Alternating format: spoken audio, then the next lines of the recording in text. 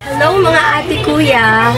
For today's video atong vlog karon, akong ipakita sa inyo karon ang luyo sa among balay. Inami nagpuyo diri sa kanang kuan na siya ba? Kanang balay siya, then sa luyo kanang yuta siya na walay nagpuyo. Pero nanay tag-iyan at siyang yuta, pero walay nagpuyo dugay na.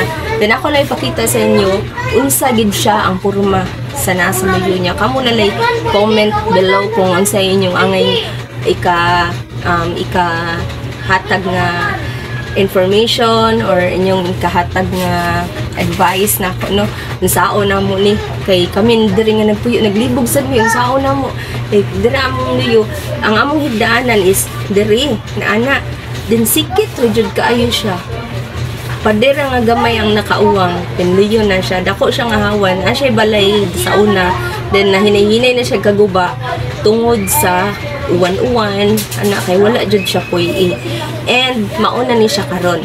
Okay, let's go. So padulong tagawa sa amo ano mo ni mo na diha mong balay nya kani dira mo na dira ang basura. From there na yung mga basura dira then until na dira grabe na ang basura. Hawa bibi kay basura akong gikuan na no nanay mga bata nagduwa. Ano grabe ang basura. Then dara ang among balay kanang naipader diha. So over here. Kana siyang balaya is wala na nagpuyo diha. Dugay na siyang wala nagpuyo kana. Then kanang nag-atop diha is mao na among balay. That one kana mao na among balay. Then sa luyuan na is dara luyo rin jud kay amo din nanay daghan. Ang ubang silingan amo is nahadlok na jud ba si nanay. Bitin dihag kalit. Then daghan king sagbot. See, daghang sagbot over here. So over man to kay basura. Naglibog mi sana mo pagsolusyon ani.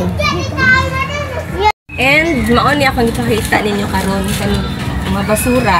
Ako lang ipakita ninyo aron maka-comment mo kung unsa gani angay na mong buhaton ani no.